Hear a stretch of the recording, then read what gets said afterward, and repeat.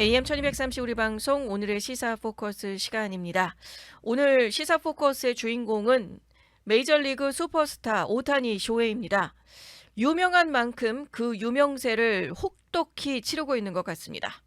스포츠면에서 만나야 될 오타니인데 이번에는 사회면에서 전해드리는 내용이 됩니다.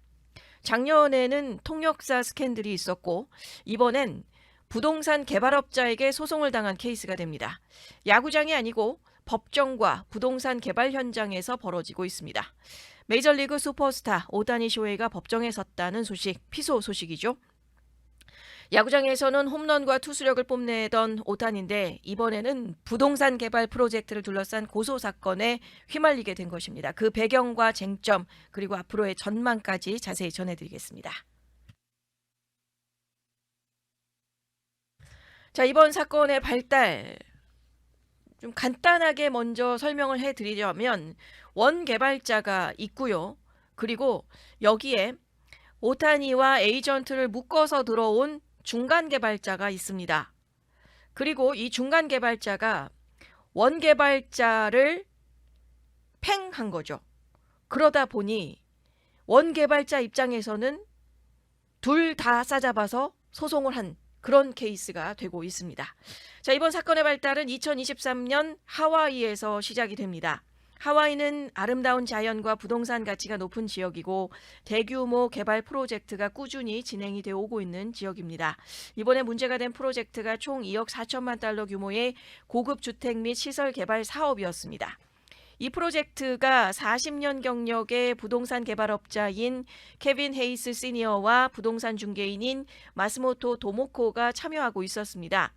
두 사람이 프로젝트 내에서 각각 약 1,730만 달러 상당의 매물을 담당할 예정이었다고 합니다. 그런데 여기에 오타니 쇼헤이와 에이전트와 중간 개발자가 함께 참여를 하게 된 것입니다.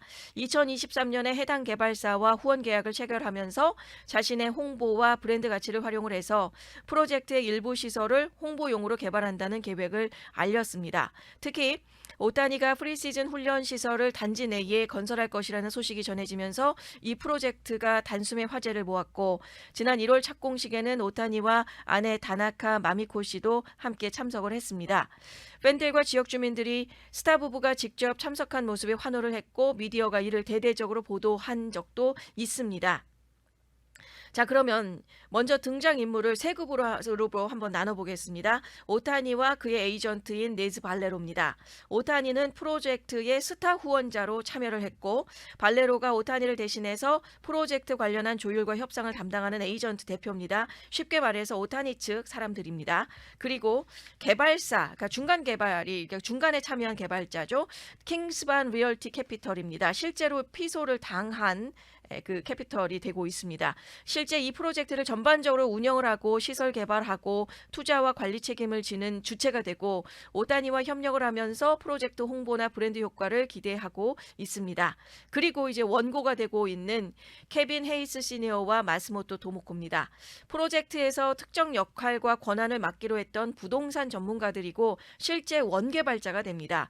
근데 원고들이 자신들이 맡기로 했었던 역할이 오타니와 개발사의 개입으로 인해서 축소되거나 배제되었다라고 주장을 하고 있습니다. 다시 말해서 이번 사건의 구조가 이제 원래 맡기로 했던 프로젝트를 원고들이 진행을 해야 되는 건데 오타니와 발레로 그리고 개발사의 개입으로 인해서 원고들의 역할이 줄어들었고 그래서 그것을 법정으로 문제를 가져갔다는 것이 핵심이 되고 있습니다. 자, 그럼 이제 소송을 제기한 헤이스 시니어와 마스모토 쪽의 주장을 살펴보겠습니다. 원고 쪽입니다. 최근에 하와이 지방법원에 오타니와 그의 에이전트 네즈 발레로까지 상대로 해서 함께 싸잡아서 소송을 하게 됐습니다. 핵심 내용은 권력 남용입니다. 오타니와 발레로가 프로젝트 참여 과정에서 자신의 명성과 영향력을 이용해서 원고의 역할을 축소시켰고 궁극적으로 프로젝트에서 배제를 시켰다는 주장이고요. 또 한 가지는 계약 위반의 강요가 있었다는 있다라는 거죠. 오타니 측이 근거 없는 주장을 통해서 개발사와 다른 계약자들이 자신들의 의무를 위반하도록 만들었다고 주장하고, 쉽게 말하면 자신들이 계획한 프로젝트를 빼앗겼다는 것입니다. 그리고 재정적인 이익만을 위한 좀 개입이라는 부분도 우리가 생각해 볼 수 있겠습니다. 소송에서는 오타니와 발레로의 행동이 단순히 브랜드와 재정적인 이익을 위한 것이다 라고 강조하고 있습니다. 즉 스타의 명성을 이용해서 우리의 자리를 빼앗았다는 주장이 되고 있습니다.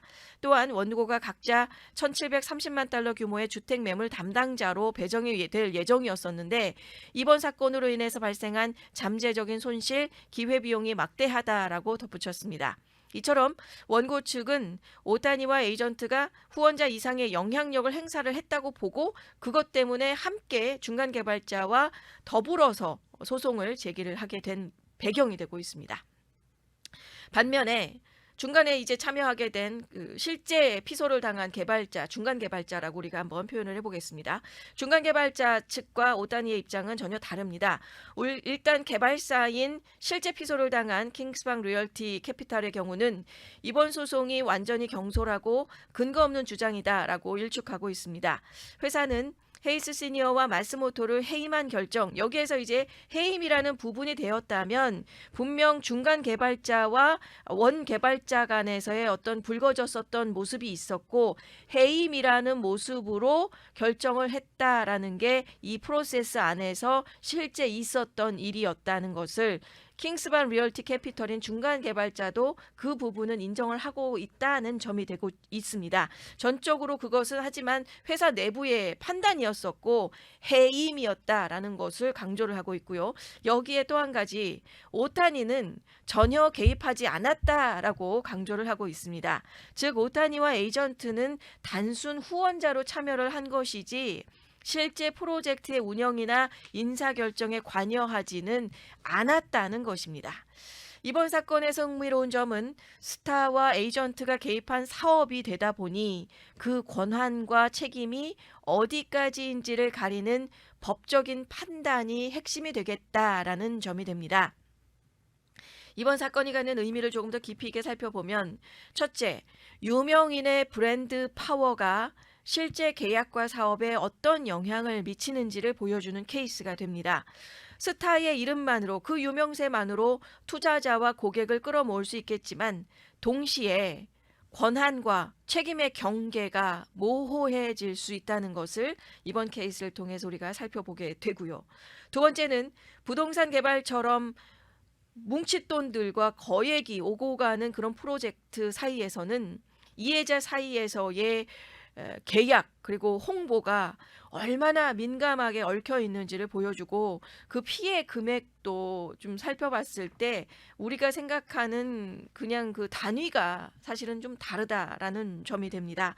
단순한 후원 참여도 작은 결정 하나가 수억 달러 규모의 손실로 이어질 수 있다라는 점. 그리고 세 번째, 이번 소송은 앞으로 법정에서 스타와 에이전트 또 개발사 사이의 책임 소재가 어떻게 판단될지 관심을 모으고 있습니다. 법원의 판결에 따라서 향후 유명인의 후원 참여 범위와 계약상의 권리, 의무 기준이 달라질 수도 있습니다. 그리고 마지막으로 이번 사건은 스포츠 스타의 뉴스가 아니고 브랜드와 권력 그리고 계약이 얽혀있는 현대 비즈니스의 복합한 구조까지도 보여주는 사례로 자리를 한다는 점이었습니다. 지금 상황을 정리를 하면 향후의 전망은 몇 가지의 측면에서 예측할 수가 있겠습니다. 특히 오타니와 관련해서는 법적 책임과 이미지 또 브랜드 영향, 이 두 가지 측면으로 좀 나눠볼 수도 있겠죠. 먼저 법적인 책임 측면에서 현재 원고가 오타니와 발레로가 개입을 해서 자신들이 배제됐다고 주장하고 있는데, 개발사 측, 그러니까 중간 개발자 쪽에서는 오타니는 후원자였을 뿐이고 선을 지금 분명하게 긋고 있는 상황입니다. 따라서 법원의 판단의 핵심은 오타니 측의 개입이 실제로 원고의 계약상 권리를 침해했는지의 여부를 살펴볼 필요가 있겠고, 또 오타니가 실제로 계약 결정이나 운영에 참여하지 않았다면 법적 책임은 제한적일 가능성이 높고 법적 책임은 없다는 것으로 나올 수 있겠죠. 하지만 영향력 행사가 증명이 된다면 일부 손해배상 책임이 생길 수도 있겠습니다. 즉 법적인 위험이 존재는 하지만 직접적인 개입이 확인되지 않았다면 이 부분에 대해서는 전혀 문제가 없는 상황이 되는 것입니다. 그리고 이번 사건이 미디어와 팬들에게 노출이 되면서 오타니의 명성과 이미지 그 부분이 일부 논란의 중심이 서게 될 것으로 보이고 있는 점, 여기가 조금 오타니 입장에서는 상당히 좀 얼굴을 붉힐 수 있는 상황이 되고 있습니다. 불필요한 그 구설수에 오르게 됐다라는 것을 생각해 볼 수 있는 게 되고 있어서, 다만 그 야구 성적이나 팬덤이 워낙 강력하기 때문에 뭐 장기적인 이미지 타격은 제한적일 가능성이 높겠고요. 반대로 이번 사건이 또 브랜드의 파워를 보여주는 사례로 해석이 될 수도 있겠고, 스타 참여로서 이 프로젝트 자체는 어찌됐던 모르는 사람까지도 알게 된 그런 상황이 되잖아요. 그래서 하와이에 부동산 개발이 있었는데 오타니가 참여하게 되면서 이게 지금 이렇게 법적인 소송까지 번졌대라고 하며 또 뭘 전혀 몰랐던 사람들까지도 지금 알게 되면서 좀 프로젝트의 가치가 올라갔다는 좀 긍정적인 시각도 자리를 할 수 있을 것 같습니다. 자, 향후의 전개를 좀 예상을 해봤을 때 일단은 조정 합의 가능성입니다.